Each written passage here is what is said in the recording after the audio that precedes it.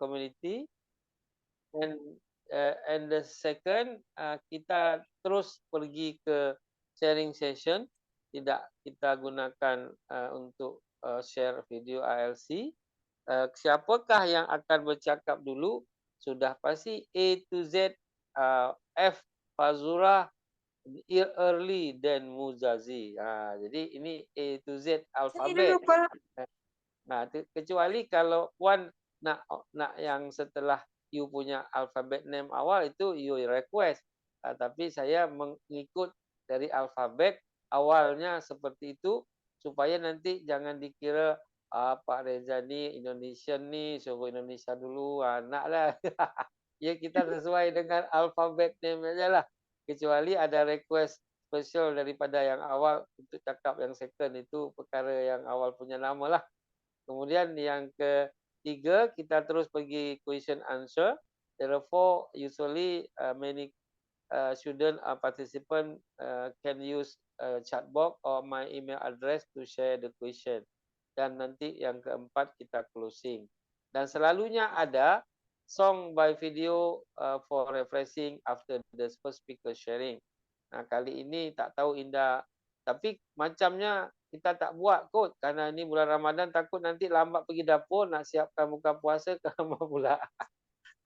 Ya, Jadi betul, Prof. therefore we will to start right now with the pray first. Kita mulai dulu dengan berdoa menurut keyakinan masing-masing. Bismillah.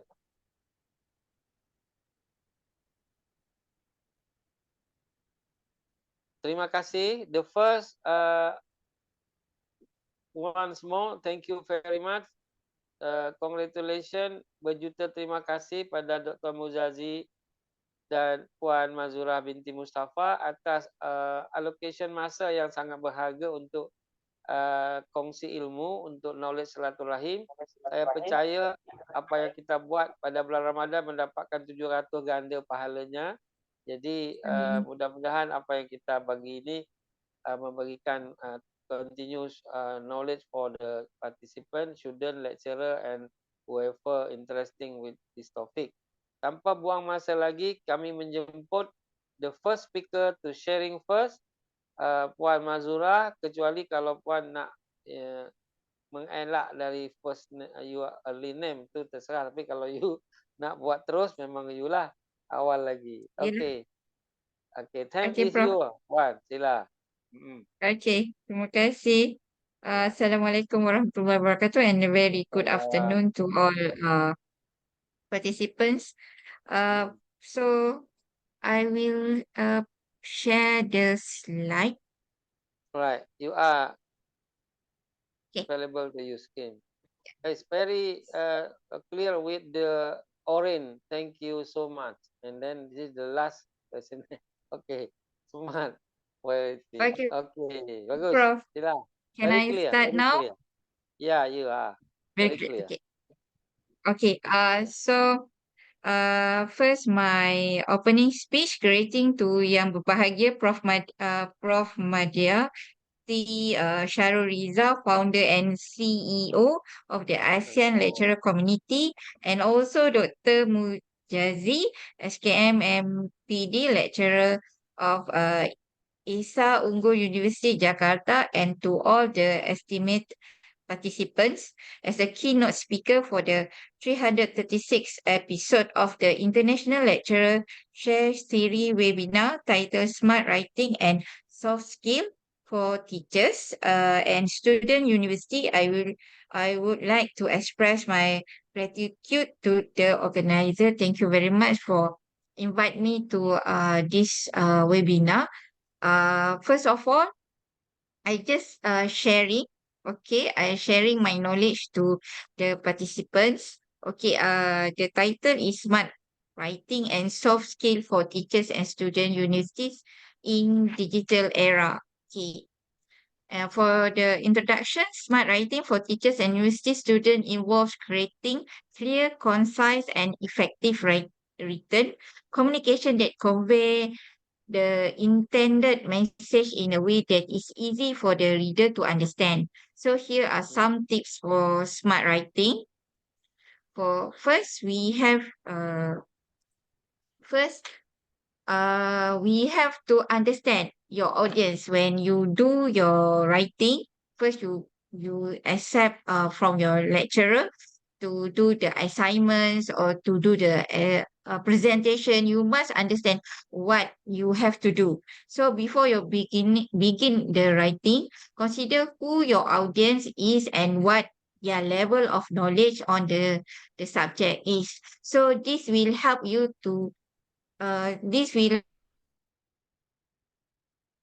tailor your writing to their needs and ensure that they can easily understand your message. And the most important thing for doing the writing for your assignment is you have to follow the format that your lecturer or your organizer gives to you to set up your writing. After that, and the second one is you to use the clear and concise language means that avoid using jargon, technical terms, or really complex sentences that might confuse your readers. Instead, use simple language that is easy to understand. If in Malaysia, if in Melaka, I teach the level of student diploma, degree, and masters. But when we read the assignment of the student, we cannot follow what they want to deliver the message or the writing to us because they cannot understand what the terms or the theory or they want to put. So they have to use the simple language. But today all the students like to copy and paste. And when they copy and paste, they do not do the uh, frasa, means that they do not use the rephrase the sentence, use your own word, just use the idea of the writer and put in your own words. This is very important because when you copy and paste, this is not your voice is not there. What the lecturer wants to see is your voice, your idea, how you criticize the issue that in your assignment. Okay, after that, the third one is this one is the example of jargon. So first, I need the script. So if you write the script in order to pick up the medical jargon, and then the medical jargon for in hurry, legal jargon. So your objections is overruled. Sometimes the lecturer is cannot understand what you trying to deliver to them. So example for the fourth one is that we need to take data points to determine if there has been a response to the intervention. So this is the educational jargon. Please, when you write your assignments or you want to do your assignment, please put your voice. Please put your voice into it so that you want to deliver, you want to criticize, and after you have your your criticize or your ideas there, and then you have to put the literature review that you read to support your argument. Okay, so the fifth one is the for the jargon. Example for the jargon is the suspect is handed west on route 10. All available units respond. This is for the use for this jargon. So you simply write with your own word that your means your lecturer can understand what you're trying to deliver. Okay, so after that, you must organize your writing effectively. Use headings, subheadings, bullet points, and other formatting techniques to break up your writing and make it easier to read. This will help you to clear convey your main points. And after that, this is for the example of organizing in the words. I I think all of our students in Malacca, in Indonesia, or all around the world is know how to use the Microsoft Words, and then this you must particular with the ribbon up here, and then when you know the function of the ribbon, so it easier for you to format your assignment. Okay. Okay, so after that, you do your assignment, you write your assignment carefully, and put your literature review, citations, all that. And after that, please, uh, right now for today, I noticed that when the students send their assignments to their lecturer, they do they don't want to edit and proofread, especially they when they done their assignments, that's it, and then they deliver and send to their lecturer, and they do not, they do not counter back what they write in their assignment. This is very poor. So when you read back your assignment, do you understand what you written? And if not, if you get lazy to read your assignment before you send to your lecturer, please give your assignment to your friends to see if they understand what you're trying to deliver to in your assignment. Especially you have to edit and proofread your assignment first, because it always take the time to edit and proofread your writing to eliminate errors, ensure clarity, and make sure your message is being conveyed effectively.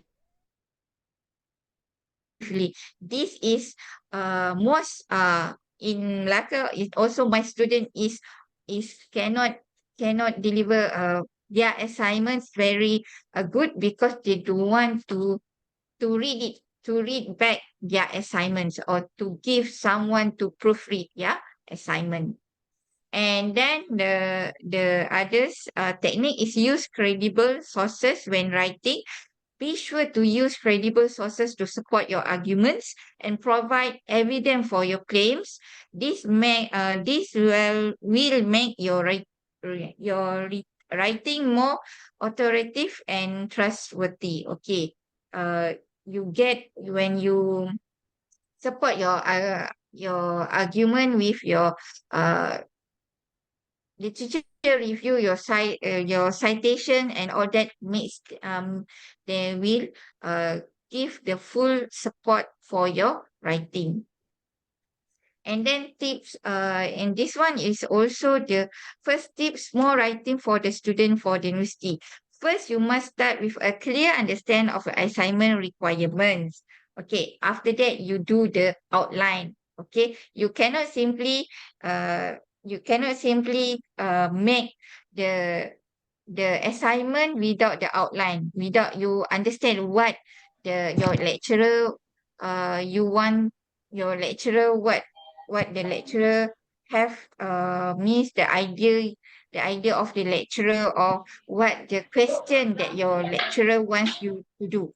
This is very important. First, you must understand what the assignment requirement, and then use a clear and concise language. Our writing should be clear, concise, and easy to understand. Avoid use complex words and convoluted sentence. Okay. The fourth is provide evidence to support your arguments. Like just now, I just said, use proper citation and referencing. When you use sources in your writing, make sure to cite them properly. Like you have to use the APA style, Chicago style, is up to the requirement of your assignment. This will help you avoid plagiarism and ensure that you give credit to original authors. And edit and proofread. This is very important. Before submitting your assignment, edit and proofread it carefully. Check for spelling and grammar errors, and make sure that your writing flows smoothly. And the last one is seek feedback. If possible, seek feedback from your teachers or professor from a trusted friends or family member, so they may be able to offer suggestion for you to improve, to get improvement and help polish your writing. Okay, and then we go to the soft skill for the student university. Okay, what is the soft skill? What the definitions of the soft skill? Soft skills are crucial qualities that are not always covered in university curriculum, but are crucial for success in variety of areas of life, such as academics, careers, and interpersonal interaction. Here are some examples of soft talent that university students should be especially adapt at. So why we say that soft skill is very important? Soft skill mastery will be needed in almost every interaction with other people. So in the workplace or in your college, you might be bargaining for a new contract, presenting a proposal to your classmate in class, and planning your schedule to meet deadlines and so forth. So as we all employ soft skill on a daily basis, improving them will increase your chances of success in any ever. So first, you must have the communication skill. Skill in communication include the capacity to express thought clearly through writing, speaking, and listening. Students at universities need to be able to speak properly with their teachers, peers, and future employees. Employers. Okay, then you have some soft skill about the problem solving. The ability to think logically and critically to solve real business problems or your education, especially your assignments, is essential in our complex, changing world. Companies or your college need to be able to continuously improve products and service to compete. To do this, they need workers who can ask the right question to get to the bottom of the problem. You will need to learn how to think and learn, because the only way to remain useful and relevant over an entire career of 30 to 40 years will be you are able to change and adapt. And problem solving skill means that you should be able to first analyze and understand the detail of each task, including your assignments, discuss different aspects of the problem in the group, comprehend how each variable it affect the outcome, plan a strategy to tackle the problem. So depending on your field of study, your problem solving procedures may differ, but it's essential to learn to assess each sign with some objectivity. For example, if a topic is close to your heart, you may find it difficult to accept it flows or could get too emotional talking about it. Maintaining some academic distance will turn you into a much better student and problem solver. And then creativity, being able to think in new ways to solve problem is another essential soft skill you should develop. Computers, okay, even very smart ones, are not yet able to bring the same level of creativity as humans can do to the table. Curiosity and imagination drive innovation and are key to the problem solving. Out of the box thinking will be needed to find new and innovative way to address problems. Okay, time management. Okay, time management, an often overlooked trait that has never been more important, is the ability to effectively manage your time and stay organized. As workplace or in your college and higher education institute demand you to balance tasks and complete your work within a time frame, staying on top of things while also making time for yourself is crucial. The ability to prioritize well and work smarter rather than harder is vital skill you can apply to your studies, career, and beyond. And recommendation free apps for your time management, for example, Trello. Trello is a great application for organizing tasks and keep track of deadlines. And then after that, the second one is Forest. Forest is an application that helps you stay focused and avoid distractions. Yes, yes. Okay, and the second is Google Calendar. Google Calendar is widely used application for scheduling and time management. And this one is My Study Life. My Study Life is a free application that is specifically designed for students. And the last one is Orwit. Focus Orwit is a music application that use specifically currented music tracks to help your focus to increase productivity. And this is very important, stress management. Being stressed is effect of life. So how we deal with the stress, that is very important. Stress management is a key soft skill because without it, no other skill can be fully realized and we are prevented from reaching our true potential. So we all go through tough fasa, but through understanding what the cause stress and effectively using the techniques to manage it, we can take back control by recognizing unhelpful habits and adopting more useful ones. You can feel happier and more productive in everyday life. So this one is the apps for stress management. You can use Happy, Personal Zen, Headspace, Rest to Relax, Peace, Sleep, Nap, Focus, COVID Coach, and more, and etc. lah. Insight Timer, meditations, and the mindfulness application. This one you can search in the Googles or your apps, your Play Store to manage your stress management. Okay, adaptability. Adaptability is one of those adaptability is one of those soft skills you have to master if you want to survive in the university. Flexible scheduling and high stress environment and lots of demands may force you to be as fluid as possible in your approaches. These can include switching up learning styles and changing your way of thinking about specific topics. Take each challenge as it comes and watch yourself become as good at that thing. Okay, and then this is the most important in nowadays because we are the era of digital literacy.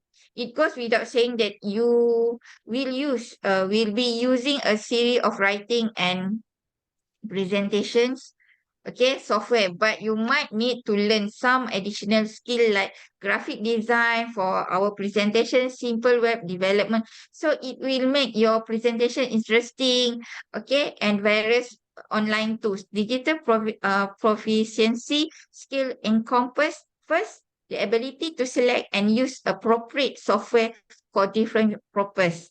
The second is to know how around basic or more complex writing tools.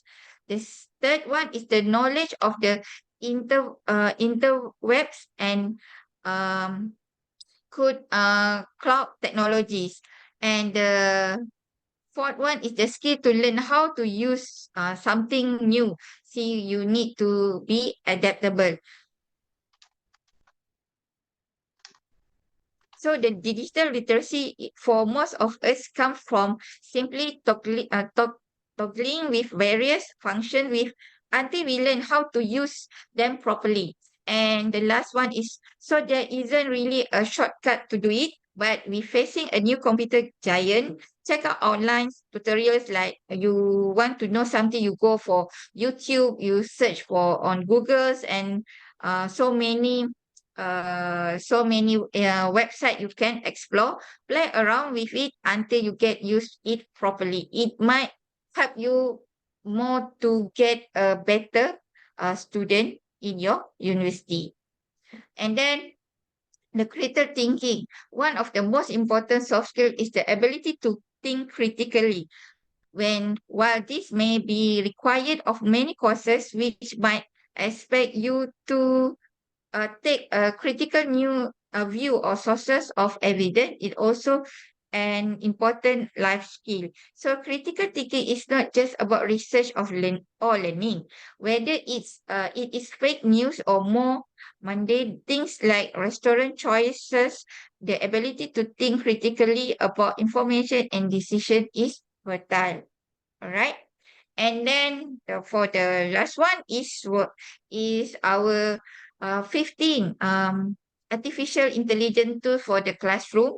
You can use the Chat GPT, uh, Perplexity, Curepon, Education, Copilot, and this AI, this one or artificial intelligence will help you to to get some information to help you to write better from the better students, okay, to get more idea, okay, to deliver your I means your assignments, and to get the most important, to get a flying colors after your study. Okay.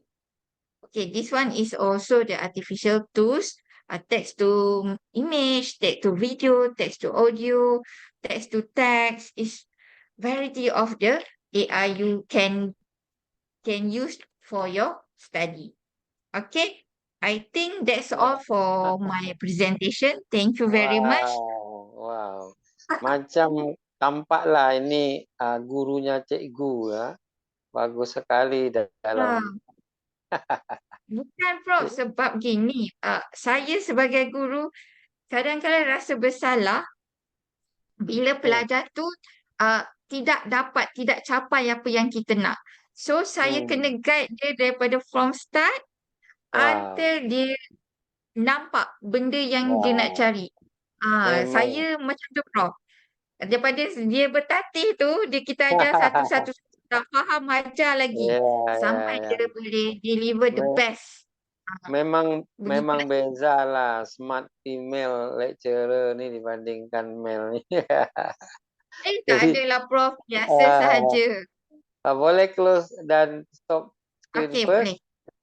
Okey, terima kasih Prof. Jadi memang bezalah. Kalau saya kan Pak Muzazi ni sebagai male lecturer, macam kami tak punya rahim kan. Yang punya rahim itu kan hanya ibu saja. Jadi kami punya Rahman saja kan. Tak punya rahim. Jadi berbeda sikit. Okey, before Pak Dr. Muzazi, kita pergi refreshing dengan sebuah lagu yang ada kaitannya dengan suasana bulan Ramadan yang kita nak banyak lagu religi dari Bimbo. Sekarang kita dengarkan the second speaker Dr. Muzazi SKM MPD, Senior Lecturer Esa Unggul University Indonesia. Silakan, brother.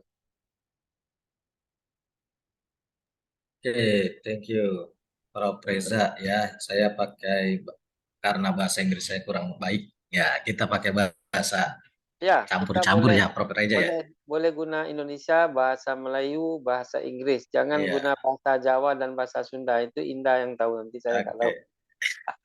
Bahasanya gado-gado lebih bagus, Prof ya. Iya, gado-gado. Bahasanya gado-gado, betul, yang seluruh campurannya luar biasa ada gitu. Oke, izin nggak lama sepertinya Prof ini ya, cuma berapa menit Ya, nih no gitu problem, no problem. 30 kita sharing menit aja Prof ya. Ya. 10 menit juga boleh ya sharing ya. Oke. Yang saya hormati, bismillahirrahmanirrahim. Assalamualaikum warahmatullahi wabarakatuh.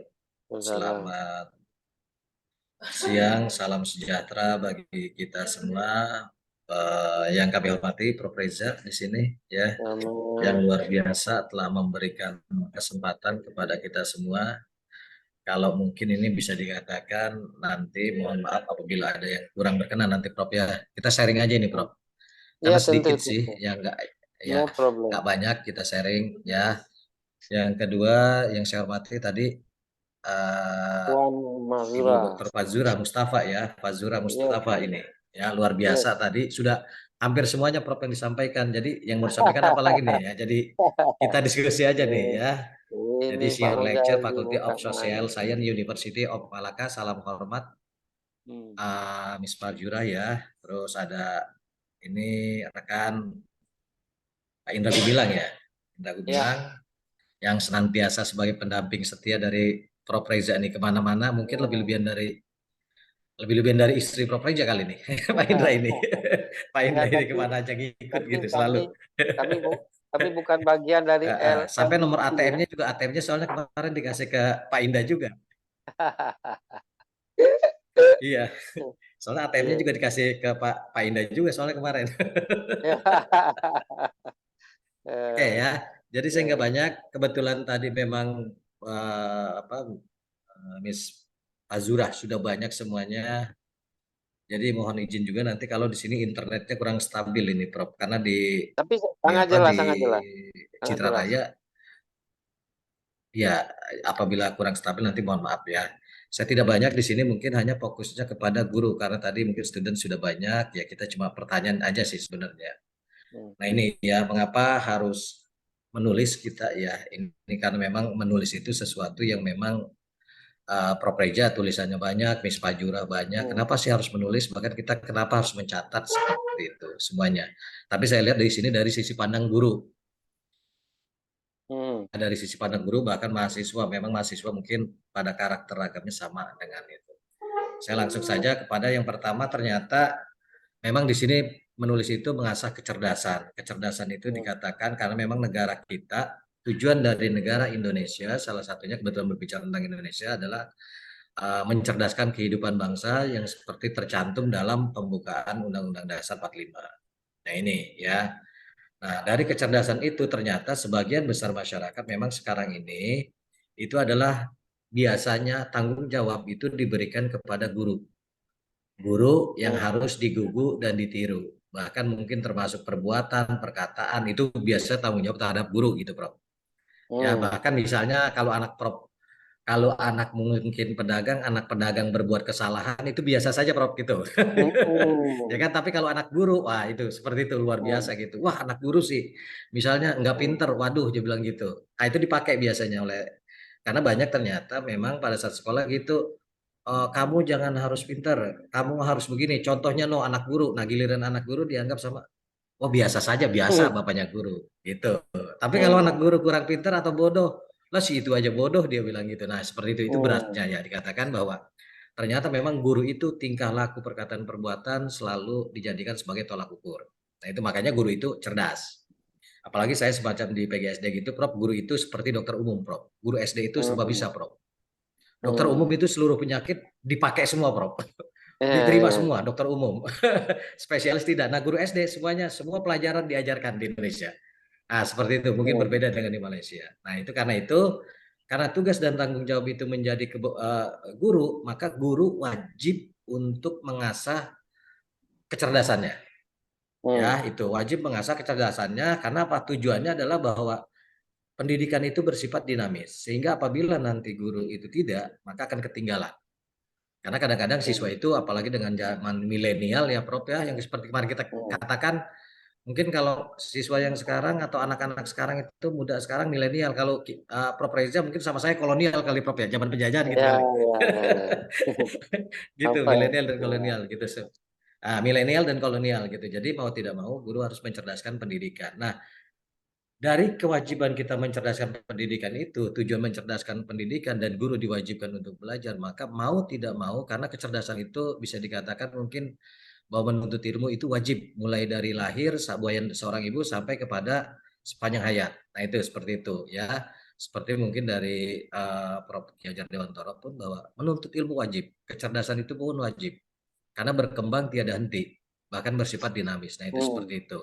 Nah karena apabila kita sebagai seorang guru ataupun siswa ataupun seorang manusia, apabila kita tidak mengasah kecerdasan, pada prinsipnya ada quote mengatakan sebenarnya berhenti belajar, berhenti mengasah kecerdasan, sesungguhnya sebenarnya kita juga bagi seorang guru akan berhenti mengajar. Karena kalau dari tahun yang lalu dengan yang sekarang sama, berarti kita akan bersifat namanya kita rugi seperti itu. Itu yang pertama. Ya. Yang kedua ternyata memang menulis itu juga bisa harus ada inisiatif dan kreativitas, Prof. Kenapa dikatakan bahwa ternyata memang kreativitas itu adalah roda yang kuat untuk mengantarkan ke tujuan pendidikan. Artinya apa? Bahwa seseorang yang memang kreativitasnya mentok, maka mereka akan stagnan dan tidak berpikir untuk menghasilkan sebuah karya. Nah itu dia ya, artinya maka dari itu bahwa kreatif itu sangat penting dan bahkan mungkin dalam industri manajemen ataupun kreativitas itu dibutuhkan. Bagaimana mungkin seseorang bisa menciptakan misalnya model pembelajaran, metode pembelajaran antara guru yang satu dengan guru yang lain dengan tingkat pendidikan yang sama, background yang sama, tetapi kok mereka lebih bisa maju dan yang kita tidak. Nah disitulah mungkin dibutuhkan kreativitas dan inisiatif. Termasuk di dalamnya adalah berani mencoba. Ya, karena jangan teori saja, tetapi kita mungkin dalam prinsip manajemen itu action, kita harus banyak action lah. Berani melakukan percobaan semuanya dan berani mencoba karena itu untuk memajukan sebuah mungkin kegiatan. Bahkan mungkin Costa Berto mengatakan bahwa kemampuan berpikir kreatif merupakan sumber vital, artinya sumber utama bagi suatu bangsa. Ya, artinya apabila masyarakatnya, orang-orangnya, manusianya kreatif, secara tidak langsung sebenarnya itu bisa meningkatkan nanti mungkin kalau di Indonesia adalah Human Development Index kita semuanya berpikir kreatif dan tinggi semuanya baik di pendidikan, kesehatan ataupun ekonominya meningkat maka bisa meningkatkan atau mungkin bahasa Indonesia adalah IPM Indeks Pembangunan Manusia seperti itu yang memang pada saat ini rendah. Yang selanjutnya adalah ternyata memang adanya guru yang kreatif dalam hal ini orang-orang yang kreatif maka kesenjangan usia artinya baik pencapaian siswa ini juga tidak akan lepas. Ya, kesenjangan usia belajar antara usia yang lain dengan yang lain juga bahkan pencapaian siswa untuk melanjutkan pendidikan atau menghasilkan yang baik antara siswa yang mungkin kurang mampu, siswa yang kurang cerdas dengan siswa yang cerdas itu kesenjangannya tidak lebar. Jadi mereka yang kurang bisa meningkatkan kreativitas mereka sehingga tidak ada gap yang terlalu berlebihan seperti itu. Yang selanjutnya yang ketiga adalah ternyata memang bahwa menulis itu pun butuh menumbuhkan keberanian. Karena kita berarti kalau kita berani menulis, berani mencatat, berani melihat, berarti berani mencoba. Apalagi dalam hal ini ternyata memang dituntut adalah pemerintah menuntut dengan menstimulasi melalui program Merdeka Belajar, Kampus Merdeka Prof. Ya, baik itu pada tingkatan dengan mungkin dengan ibaratnya kurikulum merdeka pada tingkatan SD, SMP dan SMA, bahkan di perguruan tinggi mungkin berdasarkan Permendiknas nomor 3 tahun 2020 itu dikatakan kampus merdeka, artinya MBKM, Merdeka Belajar Kampus Merdeka. Itu adalah kemerdekaan, bahkan termasuk di sekolah pun pada jenjang sekolah dasar itu mulai dari kelas 1 dan kelas 4 itu mereka itu pun diberikan kreativitas. Jadi siswa itu dipaksakan sudah mulai bagaimana gurunya yang memang sekarang bisa dikatakan sudah lanjut, mereka bisa kreatif, mereka berani untuk menerapkan. Misalnya dikatakan ada sebuah benda, ada sebuah makanan, maka silakan siswa itu berpikir tentang benda tersebut, terutama misalnya bagaimana cara menjualnya, bagaimana cara mengolahnya, dan bagaimana mereka cara membuatnya sesuatu. Nah itu sudut pandang siswa pun harus dilihat dan itu harus dihargai karena mereka tidak salah. Misalnya kalau singkong nanti apakah bagaimana dijual menjadi getuk itu ya ubi seperti itu, apakah dijual menjadi apa semacamnya keripik singkong ataukah singkong pedas atau apa itu tergantung kreativitas siswa masing-masing dan itu adalah hasil kreasi mereka dan berbeda dan perbedaan itu walaupun satu ternyata menjadi hasil yang sebuah bagus. Nah, tetapi memang dari kecenderungan itu juga program Merdeka itu bagi sebagian guru yang tidak siap maka memang ada ketakutan. Ya, ada ketakutan. Kenapa? Karena dengan adanya mereka tidak bisa mampu mengikuti. Tetapi itulah menjadi sebuah tantangan Merdeka Belajar itu. Ya, pemerintah itu menantangkan bagaimana guru ditantang untuk melakukan sebuah agar siswa ini berpikir kreatif. Ya, berpikir cerdas, berani semuanya. Termasuk mahasiswa pun sekarang pun dengan Kampus Merdeka ada 9 program dari pemerintah MBKM itu yang mulai dari magang, KKN, studi independen, bahkan pertukaran pelajar baik antar perguruan tinggi di luar negeri atau apapun seperti itu. Ini bagian dari sana. Yang kedua guru memang perlu belajar. Nah ini ya karena kemerdekaan mereka belajar kita tidak tahu. PGSD ternyata mungkin guru-guru juga yang lulusan program studi guru, Prof atau guru atau apapun yang lainnya mahasiswa, ternyata kan mereka mungkin mempunyai keahlian lain skill, soft skill. Karena dari hasil survei tidak seluruhnya yang berasal mungkin salah satunya dari program studi kami, mereka lulusan PGSD ternyata banyak yang tidak menjadi guru, Prof. Ya, Bapak dan Ibu atau teman-teman semuanya banyak yang tidak menjadi guru. Mereka ternyata mengembangkan tentang keahlian cuma di bidang pembelajaran sekolah, tapi bukan menjadi guru sekolah dasar. Walaupun adalah pendidikannya pendidikan guru sekolah dasar, tetapi ternyata mereka mengembangkan pembelajaran secara online, artinya berarti berhubungan dengan IT. Nah, bukan sebagai guru secara langsung. Nah, ini dia. Bahkan pada saat saya tanya lagi mau jadi guru enggak, Prof. Enggak. Seperti itu. Kenapa tidak mau? Nah, itu faktor kenyamanan. Bahkan mereka dengan begitu mengembangkan terus-menerus seperti itu pembelajaran seperti apa model-model dan mereka bisa sharing dengan yang lainnya. Nah, itu dia seperti itu. Ada quote atau ada pendapat ternyata dari Bu Hori Alma, tanpa meningkatkan keberanian maka mutu pendidikan suatu pendidikan negara akan rendah dan bahkan bisa dikatakan merosot. Artinya apabila kita tidak berani keluar dari zona nyaman, kita tidak berani menerapkan kurikulum yang memang pendidikan yang sesuatu atau keberanian seorang guru tidak berani, maka bisa saja itu semakin turun. Karena guru nyaman dengan kondisi tiap tahun itu ya itu lagi, tahun depan itu lagi, tahun depan itu lagi. Nah, ini yang dikhawatirkan. Jadi diharapkan dengan menulis ini bagaimana menulis kita menumbuhkan keberanian seperti itu. Nah, ternyata di sini juga salah satunya adalah bahwa menulis itu pun kita harus menulis, guru harus menulis, guru semuanya adalah kemampuan mengumpulkan informasi. Kenapa informasi? Karena pendidikan adalah pekerjaan ilmiah. Kita sebagai dosen, kita sebagai mahasiswa, karena memang pekerjaan kita ilmiah, berhubungan dengan orang. Dan menghasilkan orang itu programnya adalah jangka panjang, bukan jangka pendek. Karena hasilnya tidak bisa diukur secara mungkin pendidikan berbeda dengan menghasilkan sebuah benda mati. Karena itu apalagi dosen memang dituntut bagaimana menciptakan karya ilmiah, guru juga termasuk di Indonesia itu salah satunya untuk menaikkan jabatan pangkat dari golongan 3B ataupun 3C ke 3D itu diwajibkan menulis karya ilmiah. Dan ternyata dalam hal ini guru juga sedikit sekali yang memanfaatkan itu. Padahal mungkin di kelas itu pun laboratorium berjalan. Nah, ini harus diberikan kewajiban salah satunya. Bahwa guru harus mengunjungi informasi. Karena apa ternyata memang bisa dikatakan dengan menulis itu salah satunya kita sebagai bisa menghasilkan hasil belajar kita lebih baik dengan dari tahun yang lalu. Kenapa? Harus lebih baik. Ya mungkin kalau Prof. Reja nih yang ahli hadis nih bisa dikatakan bahwa kita kalau tahun ini lebih buruk dari tahun kemarin berarti kita rugi. Seperti itu Prof. Ya. Sama dengan kemarin kita rugi. Bahkan kalau lebih buruk namanya kita celaka kan gitu Prof. Yang ada adalah lebih baik dari tahun kemarin gitu Prof ya. Betul. Nah, itu dia. Nah, itu betul ya. Jadi itu Prof. Jadi kalau seandainya sama dengan tahun lalu kita rugi Prof. Dagangan kita dapat 100.000 itu 100.000 berarti kita rugi Prof. Nah, ini karena itu keberanian. Jadi harus ada kemampuan mengumpulkan informasi. Nah, di mana guru harus menulis itu informasinya adalah yaitu tadi siswa ini salah satunya sebagai sampel pada saat ini. Gitu. Artinya sebagai sampel untuk perbaikan ke depannya dari tahun depan. Karena apabila kita punya sampel, kita punya mahasiswa, kita punya dosen, tidak kita manfaatkan. Mungkin kalau di sekolah atau apa itu ada namanya, mungkin ada yang namanya PTK, Action Research lah. Penelitian tindakan kelas, itu bisa kita pakai. Kenapa? Karena pembelajaran kita yang sekarang ini kita bisa manfaatkan sebagai sampel untuk perbaikan tahun berikutnya. Walaupun sampelnya mungkin mahasiswanya berbeda, semesternya berbeda, sama tetapi mahasiswanya yang berbeda. Nah, itu bisa dikatakan.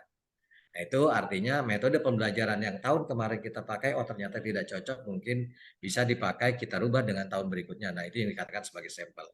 Nah, itu perlu diperhatikan, diamati, dan direfleksikan semuanya. Ya, nah itu. Atau juga dengan eksperimen kita melakukan, bahwa bisa saja tahun yang sekarang dengan pada sekarang kita mengajar, kita membuat, karena kebetulan ada beberapa kelas di sekolah ataupun di kampus ataupun mahasiswa, kita bisa dikatakan dengan semester yang sama bisa mengatakan kelas lain itu sebagai kontrol. Ada pembanding. Mungkin nanti kita bisa menulis dengan penulisan yang tadi disampaikan oleh Miss Fajurah ya, seperti itu.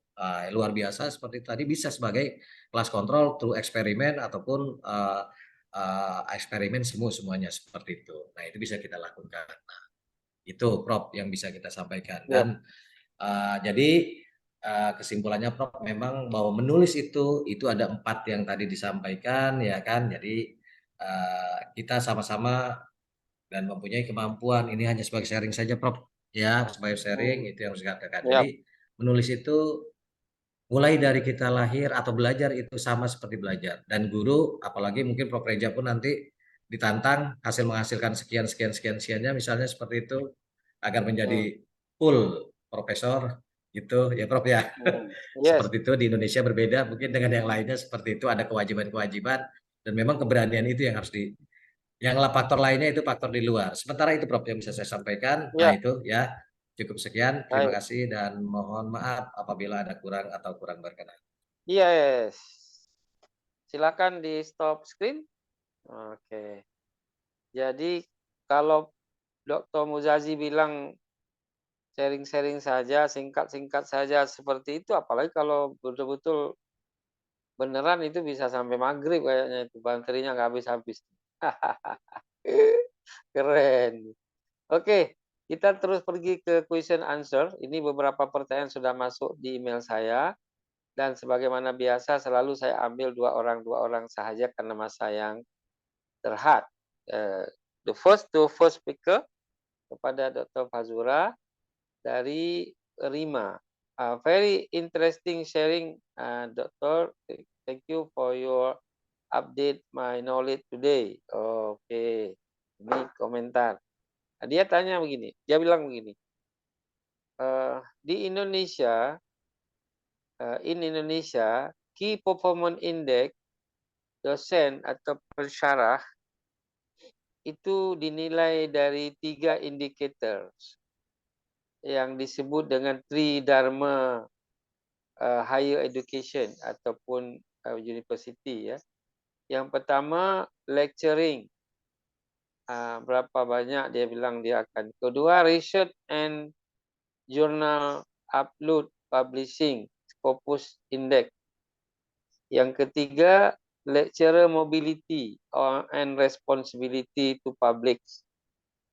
Itu 3 di Indonesia. Therefore, relation second regard research and journal published must be available to writing skill to create paper, but different for teacher in Indonesia not must be with equal indicator of lecturer. What the indicators of teacher KPI in Malaysia to get upgrade of the level professional career? Itu mudah-mudahan boleh ditangkap ya. Satu Ya, boleh. pertanyaannya. Pak. Yang kedua dari Hasana, about the student university, how concept or program of faculty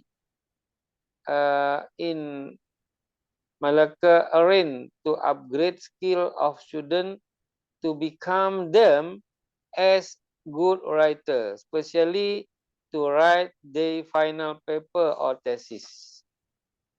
Bagaimana you punya program dekat fakulti Puan Mazura, maksud dia apa especially program yang dibuat dekat sana. Okey, itu the meaning. Okey, sekarang saya baca pertanyaan untuk Dr. Muzazi daripada ini dia lagi cakap dengan yang lain. Kejap, Pak Muzazi lagi ada hal dengan the another person. Pak Muzazi, ini pertanyaan kepada Bapak. Boleh dengar ya? Siap, Prof.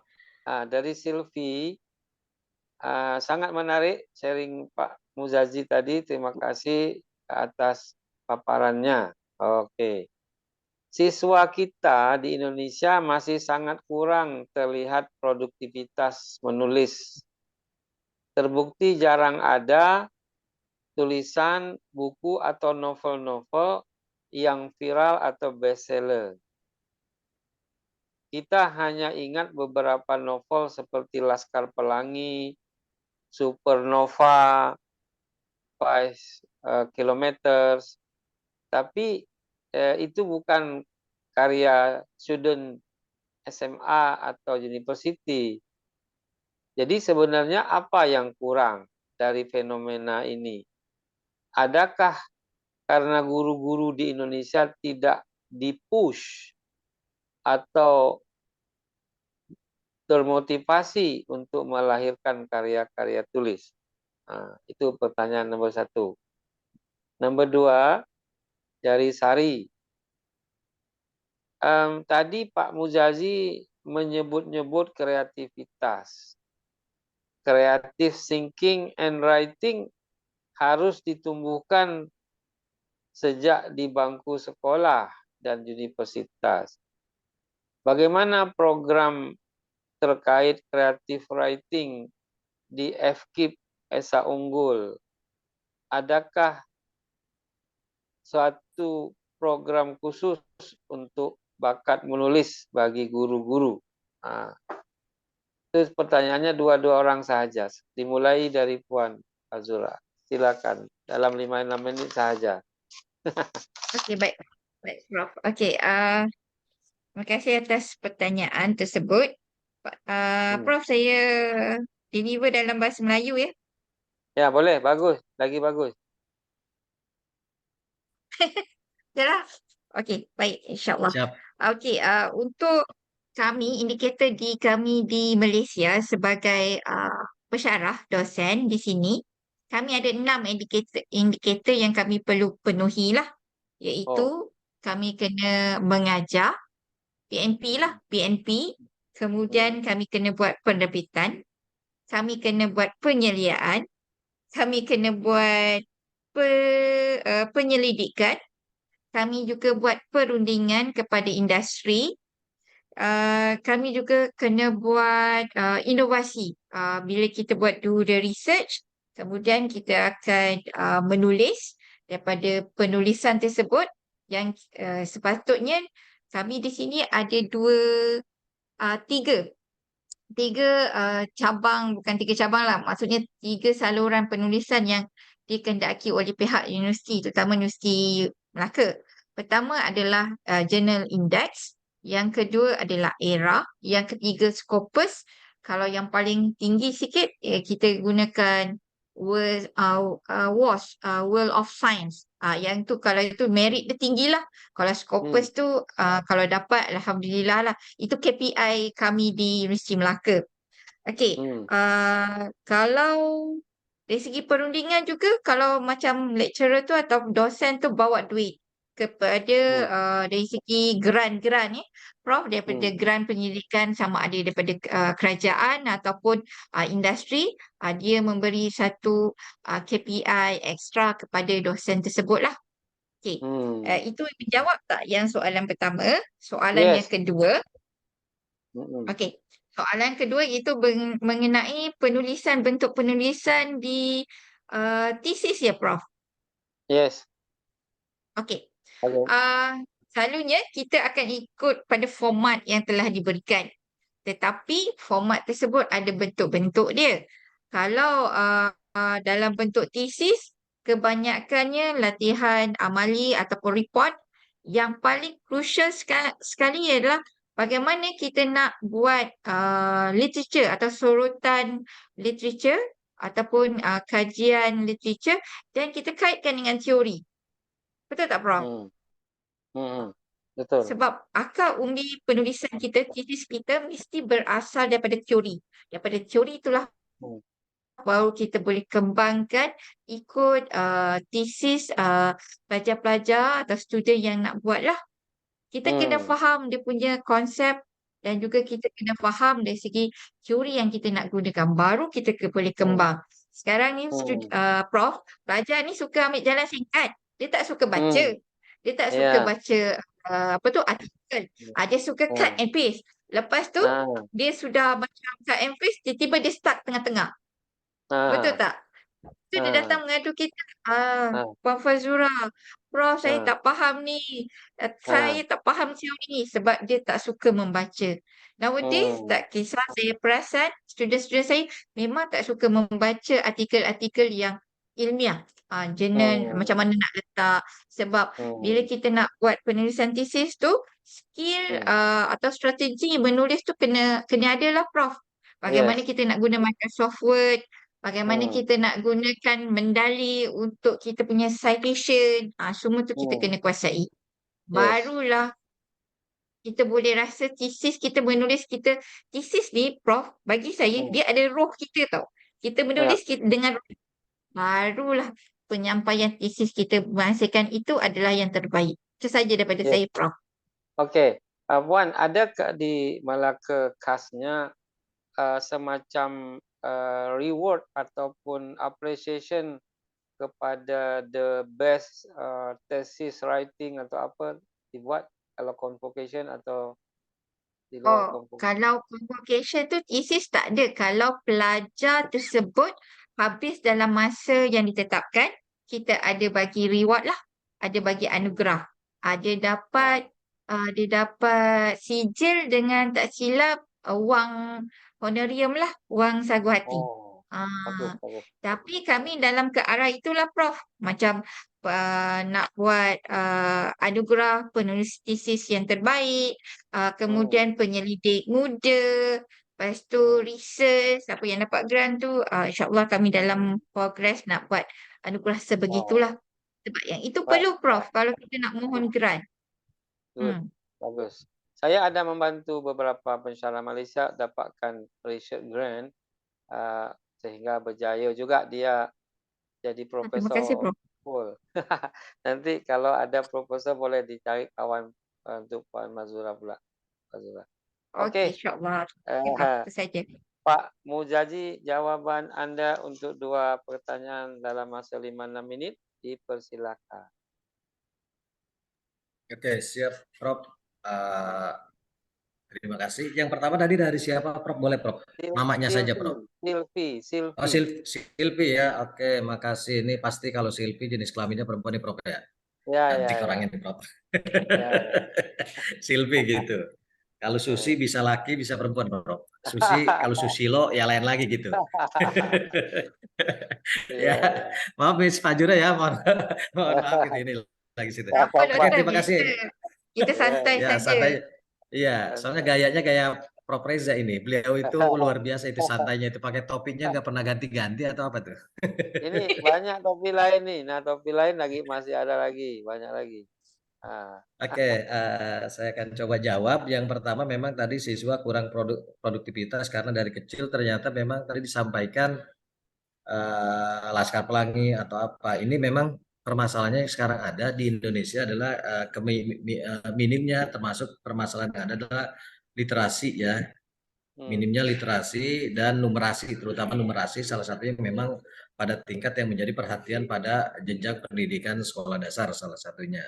Nah, ternyata memang hal-hal ini bisa dikatakan literasi yang kami perhatikan ternyata itu sebagai produktivitas fondasi dasarnya tadi yang mengarang adalah orang-orang yang memang ternyata bukan siswa atau tidak ada ya seperti ini. Ini luar biasa yang memang perkembangannya adalah dari luar seperti itu, Mas. Sekarang anak-anak itu sejak pandemi Covid ini ternyata asik dengan dunia mereka, berkelompok dalam istilah gadget, ternyata mainnya adalah main-main mabar atau apapun. Nah, sedangkan sekolah programnya tidak ada, ya kan seperti itu. Nah, ini harus dikembangkan, bisa saja nanti mungkin untuk meningkatkan itu salah satunya dari pihak sekolah ataupun sekolah dasar, terutama memang mereka memberikan reward kepada siswa yang memang mengunjungi perpustakaan. Dan itu diumumkan setiap bulan sekali salah satunya. Sehingga karena kalau tadi mereka banyak mengunjungi perpustakaan, banyak membaca, maka sehingga secara otomatis mungkin menambah daya tampung otak, menimbulkan keberanian dan produktivitas.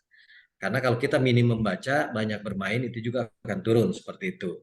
Nah, itu yang bisa di situ. Jadi, dalam hal ini mungkin bagi Bapak dan Ibu guru, sekolah itu bisa saja nanti untuk program literasinya, itu memberikan reward kepada siswa tiap bulan berganti. Sehingga tiap bulan berganti memang ada, itu bagi pengunjung dan meminjam buku atau membaca buku kepada siswa dimanfaatkan seperti itu. Dan memang sarana prasarananya itu masih lengkap. Memang tadi didorong gurunya. Nah, gurunya itu pun memang masih kurang salah satunya. Ya, guru itu untuk mengejar jabatan saja mereka harus dipaksa dan memang harus dipaksa. dipaksa dan terpaksa seperti itu. Mungkin Prof. Reja pun nanti kalau menjadi guru besar kalau nggak dipaksa dengan mengumpulkan artikel atau apapun nggak akan nulis gitu seperti itu. Tapi memang itu harus terpaksa dan dipaksa. Terpaksa melakukan karenanya ada paksaan juga seperti itu. Nah itu ya, itu hal-hal itu bisa dikatakan mungkin produktivitas dan termasuk pengayaan-pengayaan ataupun lomba pada tingkat sekolah. Yang memang ada sekarang ini adalah penulisan itu, lomba-lomba tentang penulisan itu masih minim. Nah ini perlu juga dalam hal ini pemerintah, karena yang banyak adalah mereka olimpiade sains, olimpiade misalnya matematika, olimpiade fisika, tetapi ternyata untuk olimpiade secara umum seperti olimpiade sains ataupun matematika atau yang lainnya itu jarang, dan ini pemerintah dalam hal ini perlu mengadakan, memang dibuka untuk meningkatkan literasi tersebut. Ya perlombaan-perlombaan tersebut dan perlu digalakkan sosialisasi, termasuk tadi literasi dan numerasi guru yang berkompeten. Itu sementara Prof ya, karena memang tadi. Yang kedua adalah untuk Sari, ya Mbak Sari ini juga sama juga perempuan juga berarti Prof.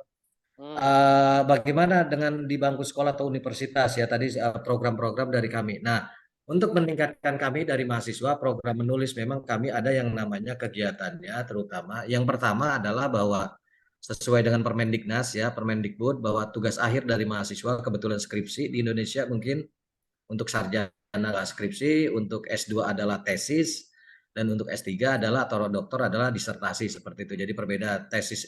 Jadi skripsi itu bahwa setiap mahasiswa itu wajib menulis skripsinya dan wajib dipublikasikan.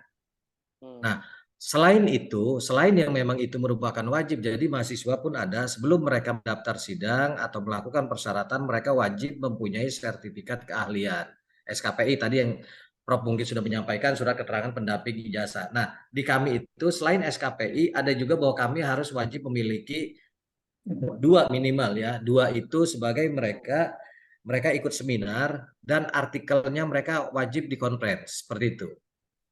Untuk sebagai persyaratan menulis akhir. Jadi nanti pada saat mereka, dan itu adalah dibuktikan dengan sertifikatnya, dan nanti apabila sudah publish baru mereka kelihatan. Jadi mereka wajib mengikuti konferensi. Dan itu harus publish nanti walaupun mungkin di proceeding ataupun di artikel tidak terindeks atau apa, jadi sebagai latihan.